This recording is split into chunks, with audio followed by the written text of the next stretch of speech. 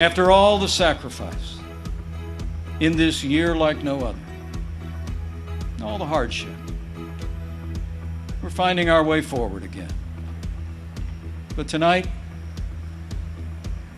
our hearts are with all the families who've lost loved ones and have family members still struggling with serious illness. Before I go further, allow me to say a word to the families and communities in the path of Hurricane Laura. Our prayers are with you tonight, and our administration is working closely with authorities in the states that will be impacted. President Trump and I will always support the right of Americans to peaceful protest. But rioting and looting is not peaceful protest. Tearing down statues is not free speech. And those who do so will be prosecuted to the fullest extent of the law.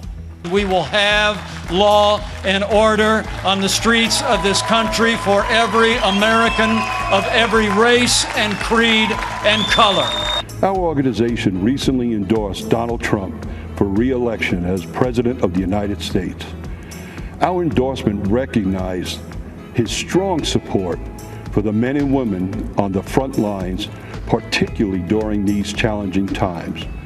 We value his support of aggressive federal prosecution of those who attack our police officers, his signing of the Law Enforcement Mental Health and Wellness Act, and his support for permanently authorizing funds to support 9/11 first responders and their families. Joe Biden will not do what it takes to maintain order, to keep our children safe in our neighborhoods and in their schools, to restore our American way of life.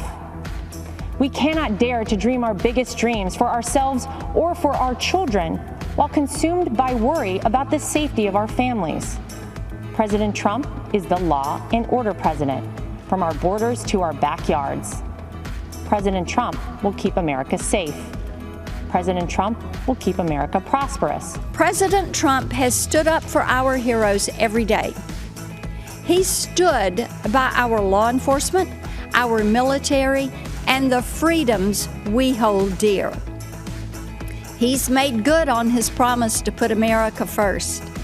And I hope you will stand with me as we send him back for 4 more years with a clear message to the Democrats: you will never cancel our heroes. Here's the truth about America. We are a country of heroes. I believe that, so should you. We are a people with a common set of ideals conceived in liberty. People that have sacrificed time and again for our freedom and the freedom of others. I have been privileged to hear so many stories of selfless support, volunteer spirit, and great contributions to the armed forces and our communities. You know, military spouses may experience frequent moves and job changes, periods of being a single parent while their loved one is deployed, all while exhibiting pride, strength, and determination, and being a part of something bigger than themselves. To all of the military spouses, thank you. Over the past 3.5 years, I have witnessed every major foreign policy and national security decision by the President. I have been in the room where it happened.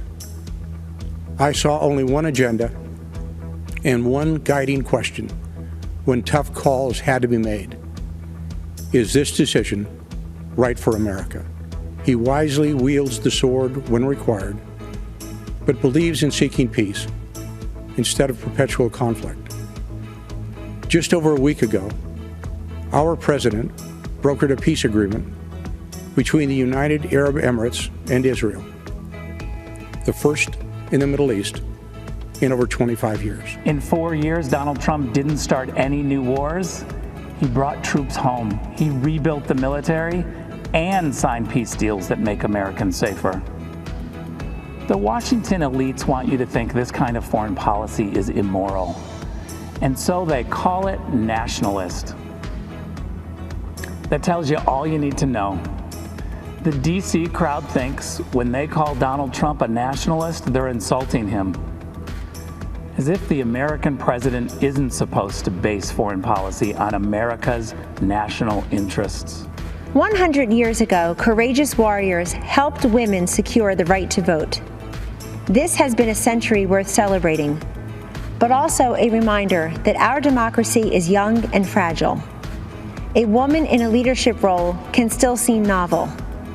Not so for President Trump. For decades, he has elevated women to senior positions in business and in government.